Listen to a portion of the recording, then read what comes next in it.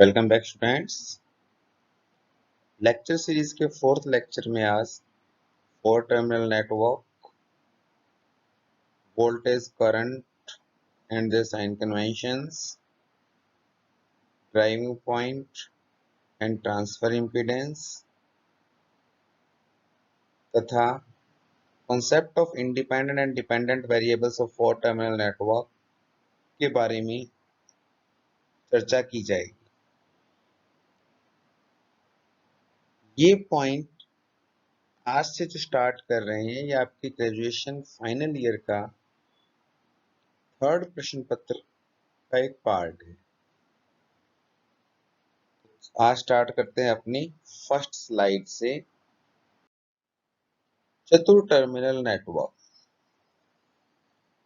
इससे तात्पर्य है कि यदि किसी नेटवर्क को इस प्रकार से परिभाषित किया जाए कि उसमें केवल 4 ही टर्मिनल को मुख्य रूप से परिभाषित किया हो, जैसे दिए गए परिपथ में 2 टर्मिनल V इनपुट के सिरों पर अर्थात निवेशी सिरे, निवेशी टर्मिनल तथा 2 टर्मिनल निर्गम के लिए ये प्लस और माइनस संयोजित दर्शाए गए। निवेशी टर्मिनल्स के मध्य कोई विद्युत स्रोत लगाया जाता है, जबकि निर्गम टर्मिनल्स के मध्य कोई लोड प्रतिरोध लगाकर आउटपुट प्राप्त किया जाता है। निवेशी टर्मिनल्स के मध्य का विभवांतर को V इनपुट या निवेशी वोल्टता कहेंगे। निर्गम टर्मिनल्स के मध्य के विभवांतर को V आउटपुट या निर्गम वोल्टता परिभाषित किया जाता है। निवेशी स्रोत के कारण जो धारा परिपथ में प्रवाहित होगी उसे इनपुट धारा या निवेशी धारा तथा लोड प्रतिरोध के सिरों पर जो विभवांतर के कारण जो धारा प्रवाहित होगी उसे आई आउटपुट या निर्गम धारा परिभाषित किया जाता है। तो चतुर टर्मिनल नेटवर्क क्या है? जब किसी जाल में स्पष्टतया 2 निवेशी और 2 निर्गम टर्मिनल संयोजित हो तो ऐसे जाल को चतुर टर्मिनल जाल कहा जाता है। सामान्यतया निवेशी टर्मिनलों के मध्य विद्युत स्रोत और जबकि निर्गम टर्मिनलों के मध्य लोड प्रतिरोध संयोजित होता है। अपने चिन्ह परिपाटी का अध्ययन करने से पूर्व अपने नाम परिभाषित कर देते हैं कि निवेशी वोल्टता V इनपुट को V1, निर्गम वोल्टता V आउटपुट को V2, निवेशी धारा I इनपुट को I1 और निर्गम धारा I आउटपुट को I2 से व्यक्त किया जाएगा। चिन्ह परिपाटी दिए गए परिपथ आरेख में सभी संकेतों को एक धनात्मक चिन्ह परिपाटी के अंतर्गत परिभाषित किया गया है। उदाहरण के लिए निवेशी धारा I इनपुट की दिशा नेटवर्क में अंदर की तरफ है, इस धारा को अपने धनात्मक परिभाषित करते हैं। इसी प्रकार I आउटपुट की दिशा भी अंदर की तरफ है नेटवर्क के, तो ये दिशा धनात्मक ली जाएगी। इसी प्रकार से नेटवर्क के जिस सिरे से धारा अंदर की तरफ जा रही है उस विभवांतर को धनात्मक तथा इसी प्रकार से V आउटपुट के एक सिरे को धनात्मक और दूसरे सिरे को ऋणात्मक लिया जाता है। यदि किसी परिपथ में धारा या विभवांतर के चिन्ह या ये कहें उनकी वोल्टताएं दर्शाई गई वोल्टताओं से भिन्न हैं या विपरीत हैं तो उस धारा या विभवांतर को ऋणात्मक लिया जाएगा। उदाहरण के लिए इस परिपथ में I इनपुट इनवर्ड है या अंदर की तरफ है। यदि ये धारा किसी कारण से इस दिशा में प्रवाहित हो रही हो तो I1 की दिशा को विपरीत होने के कारण I1 का चिन्ह -I1 लिया जाएगा। इसी प्रकार I आउटपुट यदि बाहर की तरफ होता तो अपने I2 की दिशा माइनस में ली जाती। ये इसके चिन्ह परिपाटी है जिसका ध्यान रखते हुए ही अपने आगे परिपथ सर्किट का अध्ययन किया जाएगा। अब है परिचालन बिंदु प्रतिबाधा या ड्राइविंग पॉइंट इम्पीडेंस। परिचालन बिंदु प्रतिबाधा से यहाँ तात्पर्य लिया जाता है कि यदि किसी नेटवर्क में अनेक लूप हों,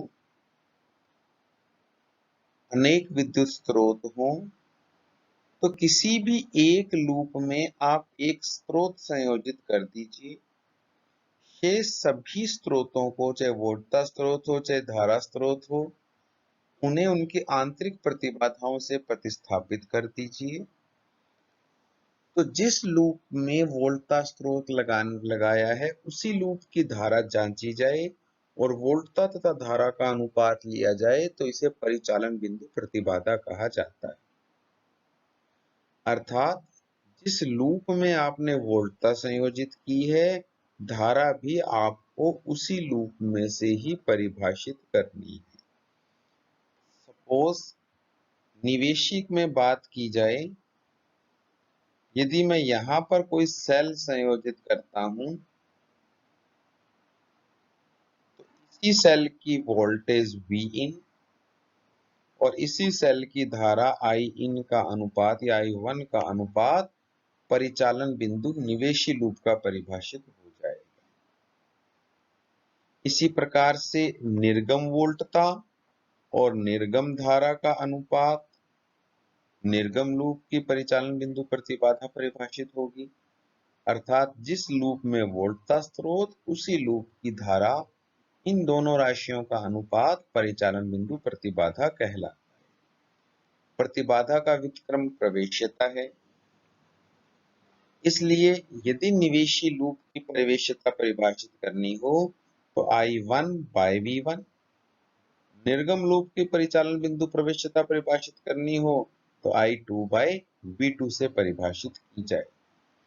तो परिचालन बिंदु प्रतिबाधा का मूल अर्थ यही है, जिस लूप में वोल्टता स्रोत लगाया है उसी लूप की धारा को आपको जांचना होगा और उस पूरे सर्किट में, पूरे नेटवर्क में कहीं अन्य कोई वोल्टता स्रोत नहीं होना चाहिए। अंतरित प्रतिबाधा। अंतरित प्रतिबाधा का तात्पर्य है कि अपने वोल्टता किसी अन्य लूप में लगाएं और उस वोल्टता के कारण उसी नेटवर्क के किसी अन्य लूप में धारा जांची जाए तो वोल्टता तथा धारा का अनुपात अंतरित प्रतिबाधा कहलाएगा। दिए गए चतुर टर्मिनल नेटवर्क में यदि निवेशी वोल्टता V1 ली जाए और इसका अनुपात निर्गम धारा के साथ लिया जाए, I आउटपुट के साथ, अर्थात वोल्टता किसी अलग लूप की है, धारा किसी अलग लूप की है, इन दोनों का अनुपात लिया जाए तो इसे कहेंगे ये अंतरित प्रतिबाधा है। शर्त समान रहेगी कि इस एक वोल्टता स्रोत के अतिरिक्त परिपथ के अन्य सभी वोल्टता स्रोतों के विद्युत वाहक बलों को शून्य लिया जाएगा। इसी प्रकार से यदि V आउटपुट लिया जाए V2 और उसके संगत धारा In का अनुपात लिया जाए V आउटपुट अपॉन In, तो इस अनुपात को भी अंतरित प्रतिबाधा कहा जाता है। सममिति के कारण V2 by I1 या V1 by I2 का मान समान प्राप्त होता है, अर्थात Z12 का मान Z21 के बराबर ही होगा। अंतरित प्रतिबाधा का व्युत्क्रम अंतरित प्रवेश्यता कहलाएगा। तो प्रवेश्यता में I1 by V2 या I2 by V1 लिया जाएगा और इनके गणितीय मान भी आपस में समान ही होते हैं। चतुर टर्मिनल जाल के प्राचल। चतुर टर्मिनल नेटवर्क में निवेशी धारा, निवेशी वोल्टता, निर्गत धारा तथा निर्गत वोल्टता आदि चतुर टर्मिनल नेटवर्क के चर कहलाते हैं। चर राशियां वे राशियां होती हैं जिनका मान गणितीय रूप से परिवर्तित हो सकता है। इन चारों चर राशियों में से किन्हीं दो चरों को स्वतंत्र चर तथा शेष दो चरों को परतंत्र चर कहा जाता है। स्वतंत्र चर वे चर होते हैं जिनके मान यादृच्छिक रूप से परिभाषित किए जा सकते हैं, जबकि परतंत्र चरों का मान स्वतंत्र चरों के गणितीय मान के आधार पर परिवर्तित होता है। परतंत्र चर क्योंकि गणितीय रूप से स्वतंत्र चर पर निर्भर करते हैं, अतः परतंत्र चरों को गणितीय समीकरणों के रूप में स्वतंत्र चर के पदों में व्यक्त किया जा सकता है। गणितीय समीकरणों के आधार पर ही जाल के अलग अलग प्रकार के 3 प्राचल परिभाषित किए जाते हैं, जिन्हें Z प्राचल, Y प्राचल और H प्राचल कहा जाता है। यहां आपको मैं स्पेशली पॉइंट आउट करना चाहूंगा कि यहाँ Z का तात्पर्य प्रतिबाधा से है, Y का तात्पर्य प्रवेश्यता से है, एडमिटेंस, और H का मीन्स हाइब्रिड पैरामीटर या H पैरामीटर तीसरे प्रकार के प्राचल परिभाषित होते हैं। Z प्राचल को परिभाषित करने के लिए स्वतंत्र चर के रूप में परिपथ में प्रवाहित होने वाली या परिपथ में परिभाषित दोनों धाराओं I1 व I2 को लिया जाता है, जबकि परतंत्र चर के रूप में परिपथ की निवेशी व निर्गत वोल्टता को परतंत्र चर माना जाता है। यदि परतंत्र चर को स्वतंत्र चर के पदों में लिखें तो समीकरण बन जाएगी V as a function of I1 and I2। इस स्थिति में Z प्राचल परिभाषित होती है। Y प्राचल को परिभाषित करने के लिए स्वतंत्र चरों के रूप में परिपथ के निवेशी व निर्गम वोल्टता, जबकि परतंत्र चरों के रूप में परिपथ की निवेशी व निर्गम धारा को लिया जाता है। Z और Y प्राचल के लिए या तो दोनों धाराओं को या दोनों वोल्टताओं को स्वतंत्र चर माना जाता है। यहां मैं राउंड करके आपको क्लैरिफाई करना चाहता हूं कि इसमें Z प्राचल के लिए दोनों धाराओं को, Y प्राचल के लिए दोनों वोल्टताओं को स्वतंत्र चर माना गया है। शेष दोनों राशियां चाहे वो वोल्टता हो चाहे धारा हो, उन्हें परतंत्र चर माना जाता है। किंतु H पैरामीटर हाइब्रिड पैरामीटर में निवेशी धारा I1 और निर्गत वोल्टता V2 को स्वतंत्र चर माना जाता है। ये एक स्पेशल पॉइंट है, मैं कहूंगा कि आप इसको विशेष रूप से ध्यान रखिए, क्योंकि H पैरामीटर एक ऐसा पद है जिसका प्रयोग बार बार किया जाएगा। इसी के आधार पर ट्रांजिस्टर का भी अध्ययन किया जाना है। अतः I1 व V2 स्वतंत्र चर हैं H पैरामीटर्स के लिए, और शेष बचा हुआ V1 और I2 परतंत्र चर कहलाते हैं। तो चरों के इस वर्गीकरण से Z, Y और H पैरामीटर कैसे परिभाषित होंगे, ये क्या होते हैं, ये अपने आने वाली क्लासेस में बात करेंगे। तो आज के वीडियो लेक्चर में अपनों ने मुख्य रूप से चतुर टर्मिनल नेटवर्क की परिभाषा को चेक किया। चतुर टर्मिनल नेटवर्क की परिभाषा के बाद सेकंड पॉइंट में अपनों ने इम्पीडेंसेस के बारे में बात की, दोनों प्रकार के इम्पीडेंस चेक किए, उनका मान देखा, उसके बाद प्रवेश्यता के पदों में इसको व्यक्त किया, और अंत में चतुर टर्मिनल नेटवर्क के प्राचल को आरंभ करते हुए चरों को परिभाषित किया, I1, I2, V1, V2 चर, और किस प्राचल के लिए किस चर को स्वतंत्र लेना होगा, किस चरों के रूप में किन चरों को परतंत्र चर लेना होगा, उसका एक रफ आइडिया आप लोगों ने लिया है। वीडियो क्लास के उपरांत अब असाइनमेंट के बारे में।